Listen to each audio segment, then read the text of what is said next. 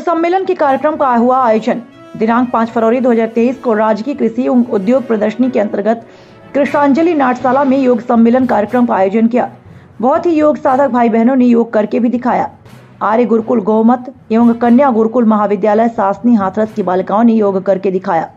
इस अवसर पर जिलाधिकारी महोदय माननीय श्री इंद्र विक्रम सिंह जी ने योग के महत्व को समझाया और बताया कि योग परमात्मा से जुड़ने का नाम है। जो वेद को मानता है वही आस्तिक है और वेद के अनुसार जीवन नहीं जीता वास्तव में वह नास्तिक है। तथा वेद में आयुर्वेद में योग का वर्णन आया है। इसलिए प्रत्येक और रोज हर दिन योग करना चाहिए। इस अवसर पर डॉक्टर पवित्रा जी वेदलांकर उन्होंने बताया कि अपने कार्य क्षेत्र में सही कुशलता पूर्वक कार्य करना भी योग है। इस अवसर पर डॉक्टर मानवेंद्र सिंह प्रताप, पूर्व विधायक संजीव राजा एवं अन्य राजनीतिक हस्तियां मौजूद रहे। कार्यक्रम में सहयोग करने के लिए नीरज वार्ष्णेय, सुभाष आर्य, पंडित रामकिशन शर्मा, पंडित देवलाल जी भारद्वाज, इंजीनियर लटूरी सिंह तथा संयोजक रविकर आर्य, प्रभारी महानगर के सभी योग साधक भाई बहन एवं सभी आमंत्रित विशिष्ट एवं मुख्य अतिथियों का धन्यवाद एवं आभार व्यक्त किया। राकेश शर्मा, प्रभारी भारत स्वाभिमान ट्रस्ट के निर्देशन में सारा कार्यक्रम संचालित हुआ। Sachin Kumar, bureau chief, Aligarh.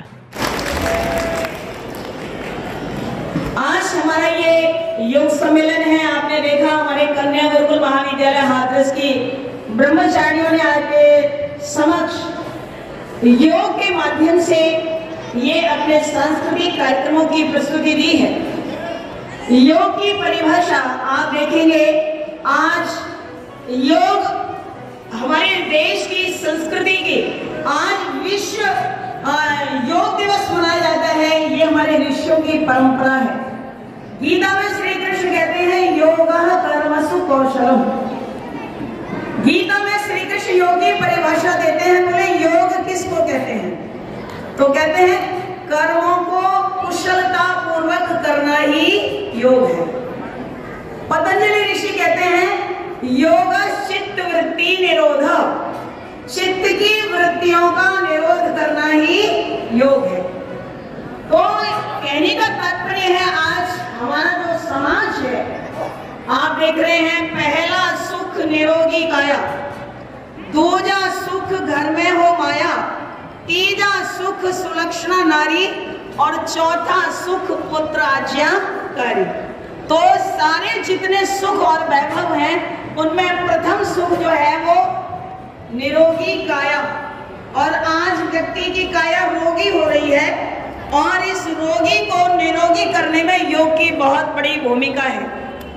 मनुष्य के पास 4 चीजें हैं: शरीर, मन, बुद्धि और आत्मा। शरीर, मन, बुद्धि और आत्मा, इन चारों को स्वस्थ बनाने के लिए, शरीर को स्वस्थ बनाने के लिए, मन को स्वस्थ बनाने के लिए, बुद्धि को स्वस्थ बनाने के लिए और आत्मा को पवित्र बनाने के लिए मनो महाराज हमारा एक सूत्र देते हैं, श्लोक देते हैं, अदधि गात्राणि शुद्धन्ति मनः सत्येन शुद्धति विद्या तपोभ्याम भूतात्मा बुद्धिर ज्ञानेन शुद्धति। मनो महाराज कहते हैं कि शरीर के अंग और प्रत्यंगों की स्वच्छता जल से होती है। मन को शुद्ध और पवित्र बनाना हो तो वर्तक हैं, वो है महर्षि कपिल। तो स्वयं भगवान श्री कृष्ण ने कहा कि मैं ऋषियों में महर्षि कपिल हूं, जो कि सांख्य और योग दर्शन के प्रवर्तक हैं। इससे आप इस बात का अंदाजा लगा सकते हैं कि योग पर कितना ज्यादा फोकस, कितना ज्यादा ध्यान और कितना ज्यादा महत्व दिया गया है। लेकिन जब हम चीजों को नहीं जानते तो उनका अंधानुकरण करते हैं और अंधानुकरण करने के कारण हमको वो लाभ उसका हासिल नहीं हो पाता जो होना चाहिए। माना कि विश्व ने योग के महत्व को समझते हुए हमारे माननीय प्रधानमंत्री जी के आह्वान पर 21 जून को विश्व योग दिवस के रूप में मान्यता दी है। लेकिन हमारा योग किसी की मान्यता पर आधारित नहीं है, न किसी की मान्यता पर आश्रित है। हम वो समाज रहे हैं, हम वो संस्कृति रहे हैं जिन्होंने चारवाक को भी महत्व दिया है, और चारवाक से शुरू करके हम अद्वैत वेदांत तक गए हैं, और अद्वैत वेदांत से आगे बढ़कर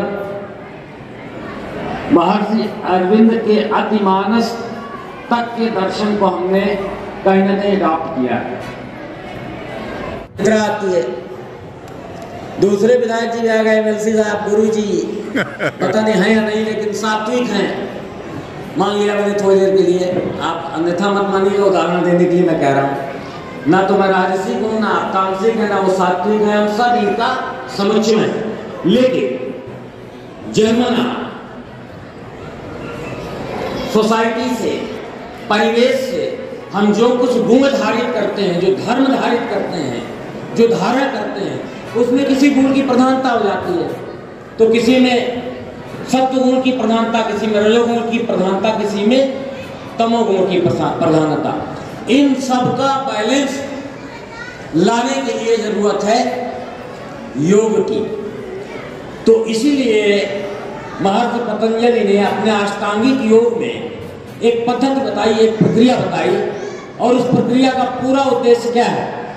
पूरा उद्देश्य है एक समन्वय स्थापित करना, एक धर्म स्थापित करना। एक राष्ट्र का धर्म है तो एक शरीर का धर्म है, एक मन का धर्म है, तो उस धर्म को स्थापित करना। वो धर्म कैसे स्थापित होगा?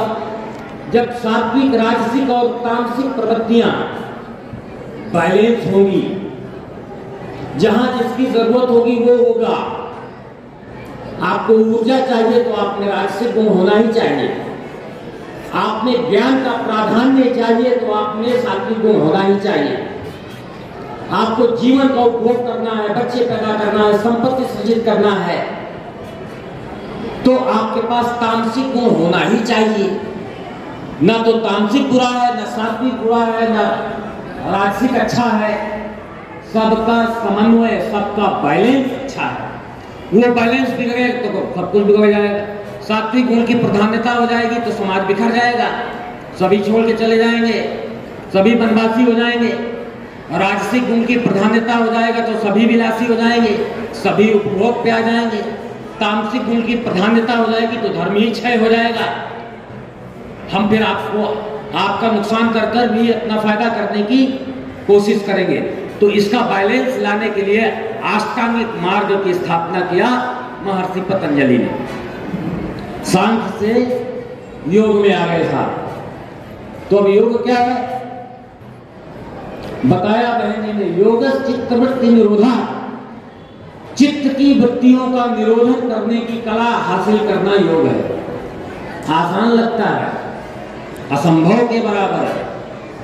चित्त की वृत्तियों का निरोधन कैसे करोगे? निर्वात रह सकता है क्या? शून्य रह सकता है क्या? जब भी कोई स्थान होगा उसको भरने के लिए कोई ना कोई चीज आ जाएगी। जिस सोफे से मैं उठा, एमएलसी साहब बैठ गए आके दन्न से, खाली नहीं रह सकता। कोई स्थान खाली नहीं रह सकता, विचार भी खाली नहीं रह सकता। इसलिए आपके दिमाग में तरह तरह की प्रवृत्तियां, तरह तरह के विचार आते हैं। शून्य नहीं रह सकता, निर्वात नहीं रह सकता, वैक्यूम नहीं रह सकता। साइंस पढ़े हुए लोग जानते हैं वैक्यूम नहीं रह सकता। तो कोई ना कोई चीज उसको भर देगी। तो जब भर देगी तो चित्त चलायमान चित्त, उसका निरोध कैसे होगा? हो नहीं सकता। ये तो कंट्राडिक्शन है। क्या बोल रहे हैं साहब? योग चित्त वृत्ति निरोधा, एक ऐसी कला जो चित्त की वृत्तियों का निरोधन कर दे। नेक्स्ट टू इम्पॉसिबल, कंट्राडिक्टरी बात है, हो नहीं सकता। How is it possible? संभव ही नहीं। हो सकता है। कैसे हो सकता है? तो पूरे अष्टांगिक मार्ग को आपको समझना पड़ेगा।